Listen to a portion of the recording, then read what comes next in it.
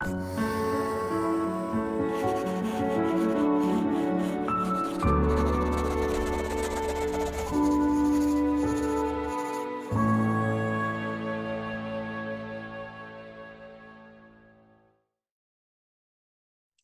really appreciate the kind invitation to engage with you all today and the resources that you described and developing the textbook and the Train the Trainer. These are so tremendous, and it's maybe one of the strengths of ChatGPT. It is a large language model after all, so even if it's in German, I am pretty confident I can get it in English.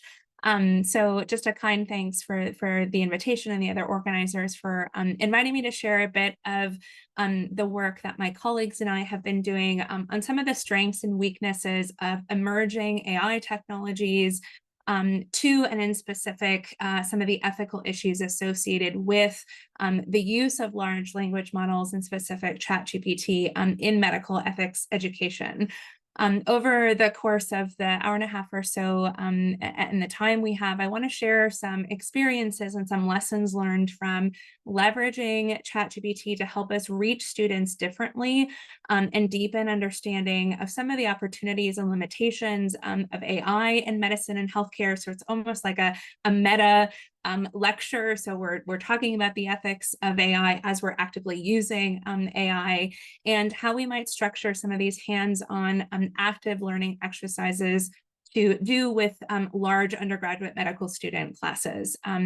So I'll just describe very briefly. Our ethics education is organized as a thread, so it's across the 4-year undergraduate medical education experience in the United States. It's very common across American medical schools to last 4 years. And ethics tends to be concentrated either in the first or the second year. Over the past 5 years, Baylor has undergone a major curriculum redesign in which ethics is actually incorporated across all 4 years and engage in different topics as students move from the classroom to the clinic and then into postgraduate medical education. So our ethics thread starts the first week of medical school, which starts on Monday.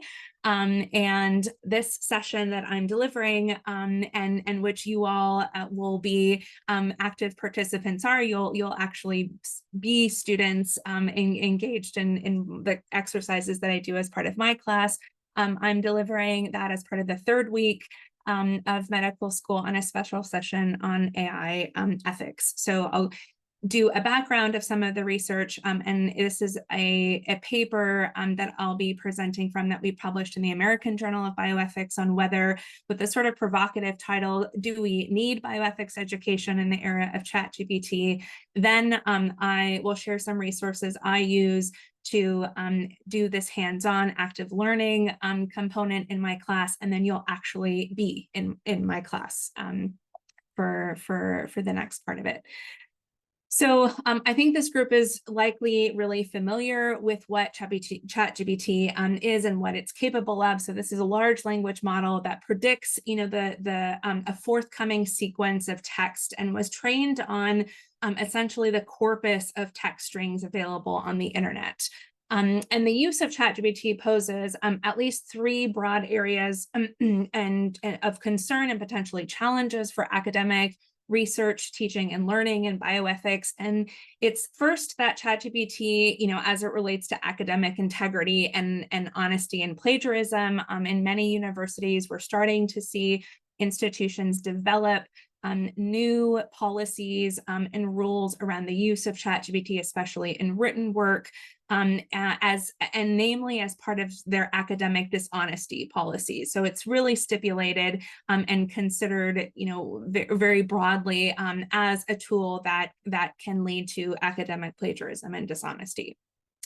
Another area that's been a challenge is its use in grant peer review. So just, last year, the National Institutes of Health issued this blanket moratorium on using ChatGPT for any type of grant review, commentary, or critique, citing confidentiality concerns. And I think this is really relevant also in the academic medical conference context, in which, students are consuming lots of peer-reviewed information, and some of which may be of dubious quality and verifiability.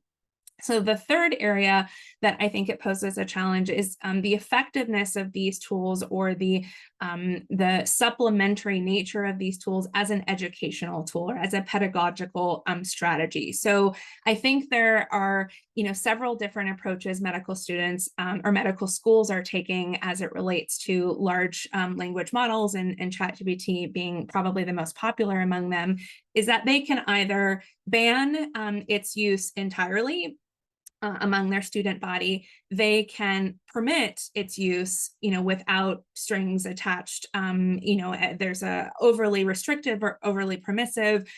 What I think is the more responsible way to go about it is to teach students how to effectively use it, to understand and appraise its strengths and limitations. And I think as medical educators, we would actually be doing a great disservice not to train and equip students with the understanding of how to use these technologies in ways that advance their own learning, but also that highlight and blind spots that other naive users may have, that would lead to somebody blindly trusting, or on the opposite end, missing out on potential opportunities to enhance learning. So sort of take this more pragmatic user training approach to ChatGPT, and that's really the premise for a lot of our work and some of the empirical testing we've done. So my colleagues and I recently published this target article in the American Journal of Bioethics that was part of a special issue on AI and medical education, and it really contends with this last issue around LLMs as an educational tool, and whether ChatGPT can be useful for bioethics education specifically. So in the article, we tried to answer this question for ourselves, and not unprovocatively, whether ChatGPT can help us meet bioethics education goals, whether they can help enhance training and understanding of bioethics, and whether in the era of these tools, whether we're needed at all as educators. So we argue in the paper that ChatGPT should be subject to the same, rigorous pedagogical research that our existing teaching tools currently undergo. And in doing some background research for the paper, it really resurrected debates about the thresholds of good evidence that these tools have, and their superiority for one, or its comparison in terms of its effectiveness to others. And what we did was really reflect on our own ethics program here at Baylor, its evolution. And our program really has two related goals, and that's to teach students to master this core fund of knowledge of ethics and practice, and to improve students' ethical reasoning. So understanding a core bioethics fundamental principles and practices, and then to be able to ethically reason at the point of care. So we found that prioritizing problem and case-based learning helps students apply ethical concepts and develop a well-justified plan for case management through completing a 5-step ethics workup that our department has developed. So this workup was the starting point for our own experiments with ChatGPT when we asked it to do an ethics workup on a case involving a woman who refused a necessary C-section. So the workup essentially compel students to gather relevant clinical information to assess the different appeals for action. So often we're looking at dilemmas or disagreements about what the next best course of action is. We ask them to consider the values and perspectives and priorities of stakeholders involved. Often this is a clinical team and a family. Sometimes, with external observers or patient advocates, or sometimes it's the healthcare system itself. And we then, charge them with defining what the ethical dilemmas are between those values and priorities and between those management approaches. So with this case that we presented to ChatGPT, we essentially wanted to sum up, what the core ethics principles and concepts that were relevant to the case. So we prompted it to do that, and what we found was that it was really well suited to orienting students to how ethical principles may be balanced and identify where value conflicts may lie in this case.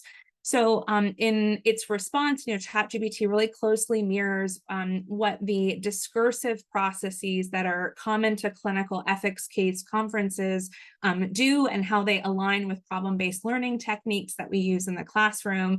And I'll give an example that ChatGPT, appropriately invoked the 4 ethical principles according, to Beecham and Childress. It clarified in its response that, in assessing things like patient autonomy, benefit, justice, and non-maleficence or do no harm, that it ultimately was, an algorithm that ChatGPT and its algorithmic properties kind of prevent it from being a moral agent, and ultimately taking a concrete position on what the appropriate, action was in the case. And so in saying that it wasn't itself able to prescribe moral actions, that it helpfully, we thought, described the central ethical tensions in this case. So in our experiment, we probed it to discuss other things like state-specific laws and regulations related to reproductive justice and autonomy at hand. So as maybe some of you know, the different restrictions on reproductive rights and services across states differ dramatically in the wake of the case of Roe and in the post-Roe world. And so we were really interested in how ChatGPT might navigate some of those state-specific cases, and being a medical school in Texas, this was really relevant for students. So if, the bioethics education is at least in part, intended to give students core knowledge about ethics and practice, and to give them tools to sort of analyze their way through difficult ethical issues, then we thought ChatGPT was actually quite helpful in those regards. So if we put ourselves in the shoes of this novice bioethics learner, we thought ChatGPT had several strengths that I sort of summarize in this slide. So ChatGPT, we thought, appropriately invoked those 4 principles. We thought it provided, there was a strength in having it provide real-time feedback. So as students are exposed to those cases or those clinical encounters, it provides a real-time feedback and assessment of some of the ethical issues involved. It pointed to some additional resources. So we know that ChatGPT has the tendency to what we call hallucinate or make up resources or evidence. So this is, I think, both an opportunity and a challenge. But several resources, and I would say the majority of them were verifiable and actual. It pointed to the bioethics literature. It pointed to helpful resources that were available on the internet through other large medical care systems that had this literature publicly available. We thought it did a really nice job of organizing and synthesizing text and writing. So, I feel I'm a bioethicist, so I feel I can lodge this critique at our own field. Sometimes that reading is very dense. It can draw in, sociological language and language from the humanities and social sciences that can be very theory heavy. And for someone who hasn't undergone that training, sometimes lacks the comprehensibility that we really want, students to gain. So ChatGPT in speaking in very plain language and really laying out the relationships between these different ethics principles and values, we thought was helpful to the novice learner. It is very good at generating, written plans and outlines and guides for how one might actually structure a clinical note to describe about how a team would navigate a case like this. And I think that's helpful, especially for students early in their learning that are really starting to learn the craft of medical writing in a way that we know is consequential for care afterwards. So as experienced physicians and clinicians write clinical notes, as almost a very routine practice. This isn't this a skill set that's refined. It's a skill set that takes practice, and we thought ChatGPT nicely provided models for students to learn how to do that effectively.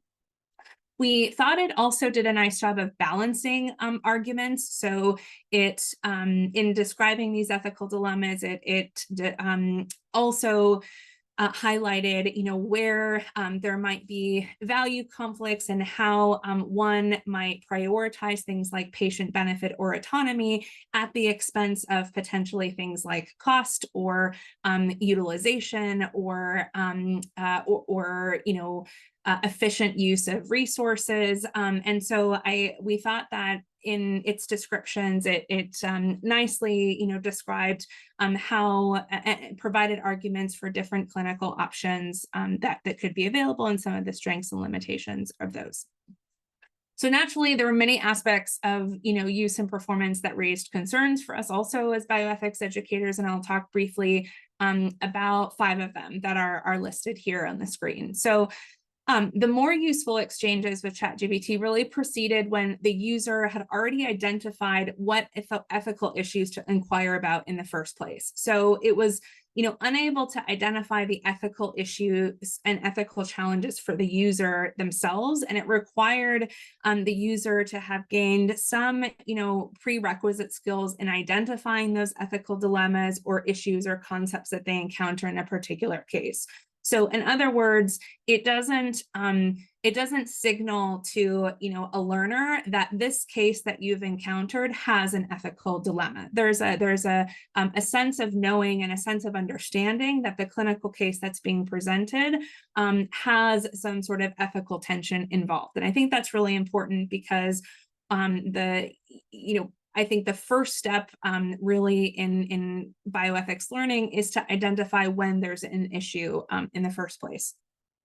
So another weakness we found was that it's really less likely to instill an ethic of care in students, and it's really unable to teach students how to act compassionately towards patients and their families or the people that are involved in this case. So maybe it would prescribe clinical management or clinical actions that emphasized family priorities, or that would be, compassionate in the end, but it doesn't teach students how to be compassionate. So I think that's really critical and a major component and argument for why the practice of medicine, why clinical case conferences, why person-to-person training in bioethics is really critical. And I think this argument generally of do medical schools do a good job of training students to be empathetic or to have compassion, I think is an ongoing question that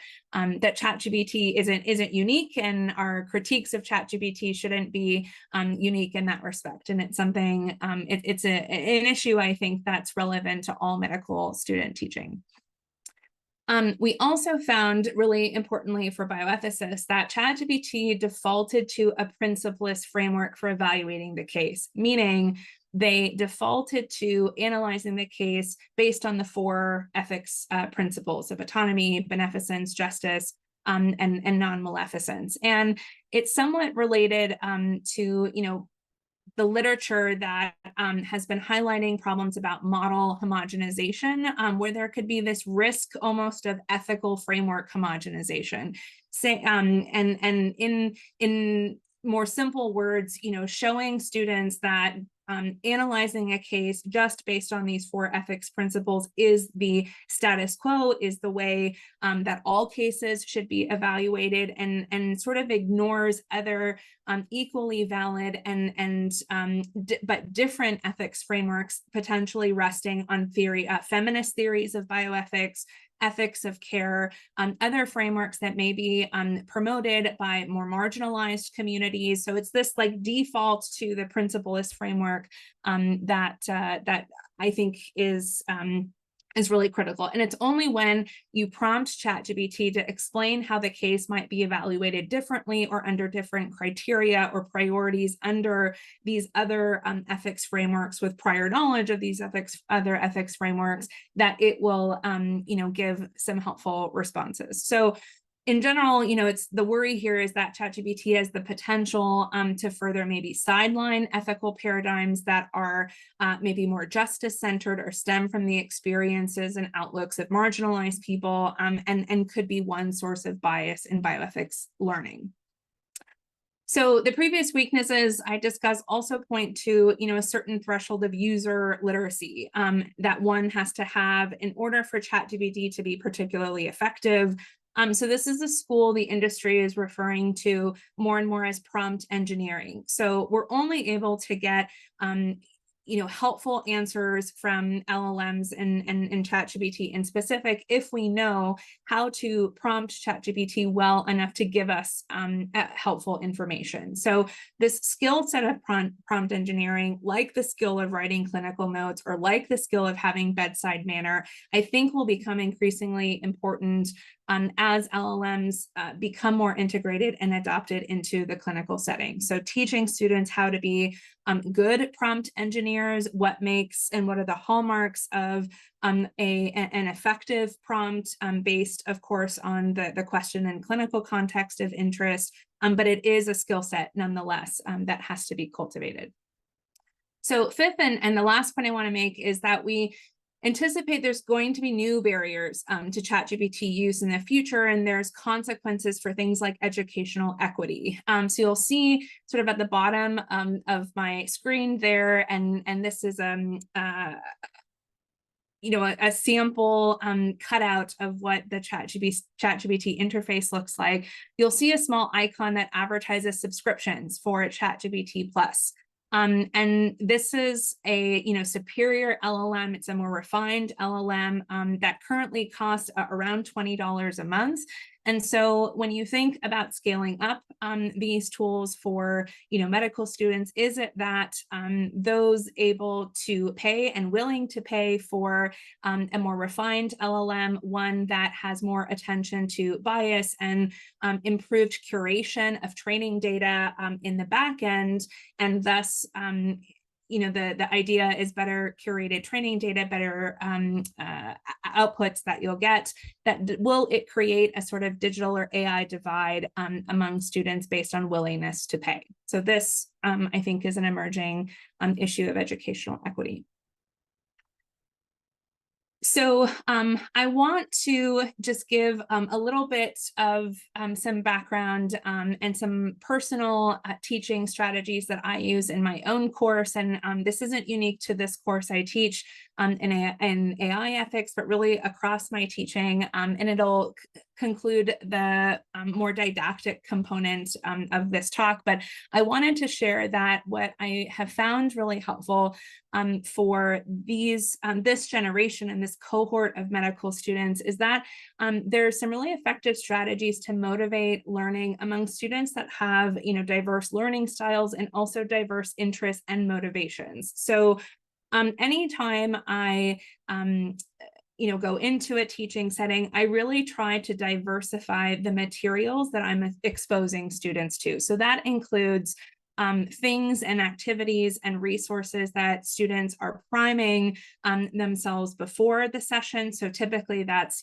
background reading, using some of the latest literature, again, in my field on ELSI, so ethical, legal, and social issues of different AI applications in medicine and healthcare. And those readings can be also different and diverse literature. So they come from the peer-reviewed literature We have had over the past several years major shifts in AI strategies at the federal government level. So I assign things like national strategies or federal administration's strategies on AI, and have students compare and read those in conversation with each other as a literature that should be studied and taken into account in conversation with peer-reviewed literature that we may be more used to.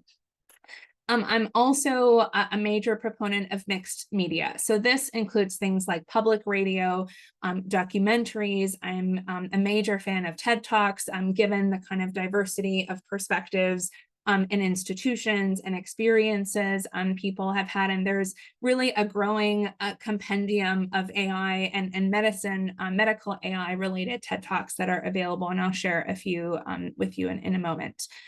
I'm also a big proponent of interactive live polling. So this is where I think Zoom has some nice features in which you can poll people in real time. There are other more sophisticated survey platforms, some of which are entirely free and charge based on the number of attendees or the number of polling audience you have.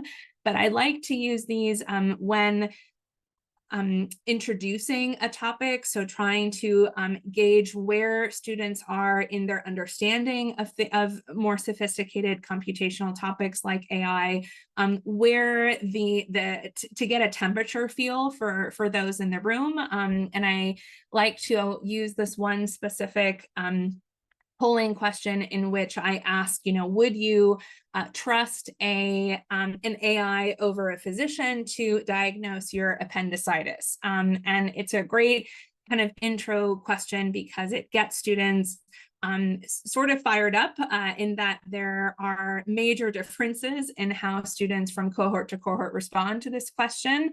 I am actually finding the answer is shifting a little bit more positive than it used to. I would say about 3 years ago, that answer was unanimously yes. I would say the past year or so that yes answer block continues to get bigger and bigger. And so just as someone who uses the same question, and I would highly recommend it to those of you who are teaching the same courses year over year, it can be itself a data point for you as you understand how your student population is evolving based on exposure and public consciousness to things like AI and new technology.